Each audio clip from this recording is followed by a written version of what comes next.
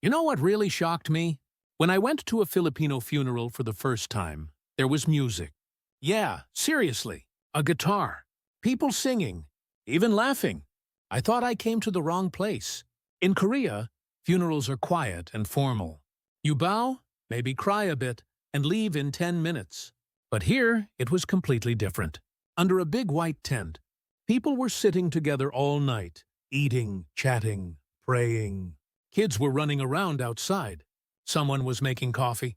Someone else was playing a soft hymn on the guitar. I asked, "Wait, this is a funeral?" A friend laughed and said, "Yes, Danny, this is a wake." In the Philippines, they don't finish everything in one day. They stay for several nights, usually 3 to 7 days. Everyone, family, neighbors, co-workers gathers every night. They eat together, talk about memories, pray, and comfort each other. At first, I couldn't understand. Why would anyone stay here for days? But as the night went on, it started to make sense. They weren't just saying goodbye. They were making sure no one had to face sadness alone. It wasn't a silent mourning, it was a shared healing.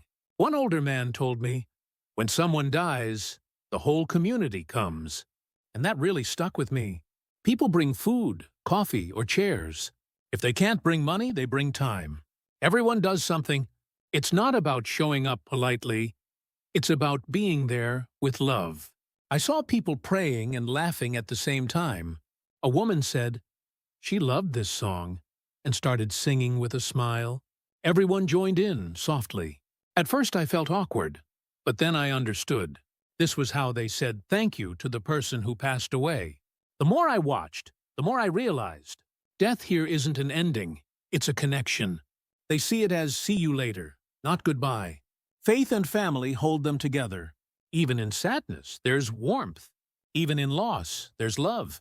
When the sun started to rise, people were still there, tired but peaceful. Someone handed me coffee and said, "Thank you for coming." And in that moment, I felt something I'd never felt at a funeral before. Belonging. Maybe that's the difference. In Korea, funerals are about respect. In the Philippines, they're about love. And I thought, maybe that's something we could learn. How to stay, how to grieve together. Here, even death feels alive. Because here, no one faces it alone. When I first heard the word wake, I thought it just meant staying awake. But here in the Philippines, it means so much more. It's a funeral, but it's also a community gathering something between prayer, memory, and love. Unlike Korea, where funerals are done in a day or two, a Filipino wake can last up to a week. Every night, people visit the family's home, sit under a big tent, and stay for hours. There's food on the table, candles everywhere, and voices that never stop prayers, laughter, stories. Somehow, it doesn't feel heavy. It feels alive. At first I didn't understand. Why would people turn something so sad into such a big event? But then a local woman told me, because no one should grieve alone. And that's when it clicked. This isn't about ignoring sadness, it's about carrying it together. People bring food, drinks, even chairs. If the family doesn't have money, neighbors share what they can. It's normal here. No one counts or compares. It's not about duty. It's about love. Even people who barely knew the person come by, sit quietly, and offer comfort just by being there. During the night, people tell stories, funny ones, touching ones. Someone might say, "Remember how she used to sing every morning?" Then someone starts singing that same song, softly. And suddenly, the sadness turns into warmth. It's not silence that fills the air. It's memory. Religion plays a huge role, too. Most Filipinos are Catholic, and they believe death isn't the end. They pray, sing hymns, and thank God for the person's life. It's not just mourning, it's gratitude. I realize that's why Filipino funerals feel like festivals. It's not about being happy. It's about honoring a person's life with people who cared about them. Instead of isolation, there's connection. Instead of formality, there's sincerity. In Korea, we hide grief behind polite silence. But here, they face it with open hearts. And maybe that's what makes it beautiful. Because when you share pain, it becomes a little lighter. And when you remember together, love doesn't end. That's what I learned that night. In the Philippines, even death brings people closer. And that's something truly worth celebrating. One thing that really surprised me during the wake was how naturally everyone helped each other. In Korea, funerals are usually expensive and formal. There's a clear line who pays, who organizes, who attends. But in the Philippines, it's completely different. When someone passes away, the whole neighborhood moves like one family. People don't wait to be asked. Someone brings rice, another person brings coffee. Someone else offers a tent or chairs. Even the local store owner might donate drinks or candles. Nobody keeps score. There's no talk about how much you gave or who paid for what. It's just understood you help because you care. One night, I saw a man walking in with 2 big pots of noodles. He wasn't a close relative, not even a family friend. When I asked him why he came, he said, "She sold snacks outside my house for years. She was kind. This is my way to thank her." That answer said everything. Helping here isn't a duty, it's gratitude. What touched me most was that even people who don't have much still give. Sometimes it's not money, it's time, effort, or even just presence. A young woman told me, "We stay because love needs people, not things." And that's exactly what you see at every wake, people giving what they can, from the heart. I remember sitting near the coffee table at 2 a.m. A few women were serving bread, and one said, "We share food so no one feels alone." That simple line hit me, because that's really what it's about, togetherness, not charity. Even small acts mean a lot. A neighbor offering to watch over the coffin for a few hours, someone sweeping the floor after everyone leaves, someone else praying quietly before going home. Every gesture becomes part of a bigger picture, one where loss is shared, not carried alone. And it's not just about helping the dead, but supporting the living. The family doesn't have to think about cost or logistics. They can grieve without worrying. The community takes care of the rest. It's a silent promise we'll get through this together. Watching this made me think about how we handle loss back in Korea. We often bring flowers and money, but not always presents. We help politely, but from a distance. Here, people don't just show up, they stay. And that makes all the difference. By the 3rd night, I realized something powerful. This isn't just generosity, it's identity. Filipinos help because that's who they are. They believe love has to move, has to show up, has to feed someone. And that's why, even in grief, there's warmth everywhere. In a world where money often defines how much we care, the Filipino wake reminded me that the truest gift isn't cash, it's company. Being there, sharing food, listening, praying together. That's real generosity. That's real love. When I compared what I saw in the Philippines to funerals in Korea, the contrast was huge.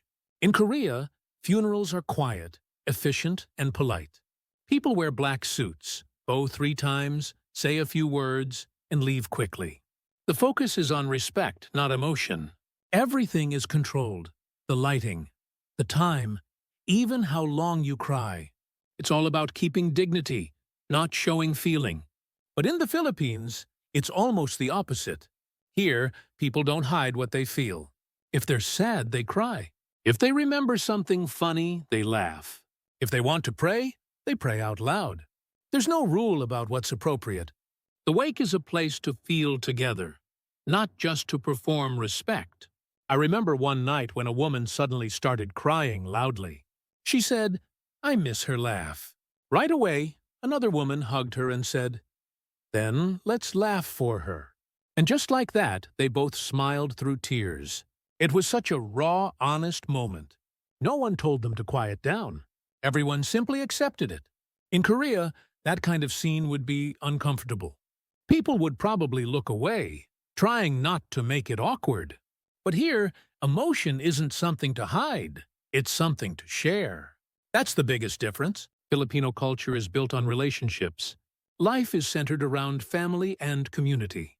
So when someone dies, the loss belongs to everyone. It's not just her death, it's our loss. That mindset changes everything. It turns sadness into unity. There's also a big difference in the environment.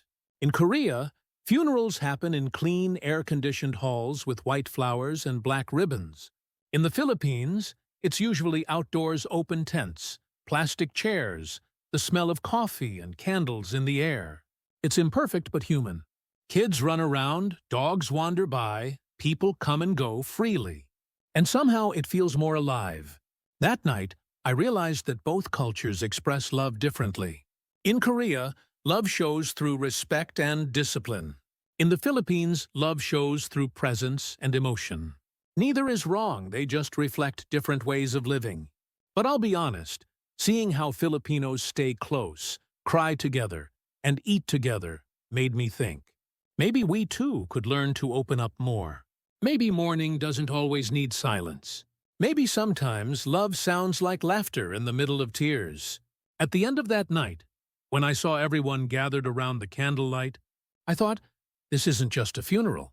It's a reminder that no one should face goodbye alone. And that's something we often forget back home. That grief, like love, becomes lighter when it's shared. On the last night of the wake, I finally understood what this whole experience was really about. Yes, it was a funeral, but more than that, it was a lesson about life, family, and love. That evening, the air felt different. The crowd was smaller, quieter, but warmer. The prayers were softer, the songs slower. People weren't mourning anymore, they were remembering. I saw family members holding hands, whispering stories about the woman who passed away. One of them said, "She never wanted us to cry too long." She said, "Just eat and laugh together." Everyone smiled, and someone poured another cup of coffee. It hit me, then this isn't just about saying goodbye. It's about staying connected, even after goodbye. In the Philippines, family doesn't end with death. They believe love continues in memories, in stories, in shared meals, in prayer. That's why they stay by the coffin, night after night. Not because they can't let go, but because they want to accompany the person on their final journey. In Korea, we often try to be strong. We hide pain to protect others. But here, strength means something else. It means being together, showing emotion, crying if you need to, and comforting someone with presence, not just words. It's not weakness, it's humanity. At sunrise, I watched as they finally carried the coffin to the church. The whole neighborhood walked behind it, some holding candles, others singing softly. No one rushed. No one complained. It felt like a family one that extended far beyond blood. When the service ended, people hugged, laughed, and said, "See you soon," not goodbye.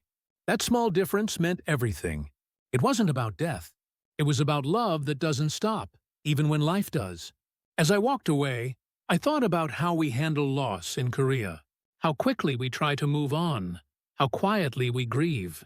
And I wondered if maybe we lose something in that silence. Maybe grief isn't something to escape. Maybe it's something to share, like they do here.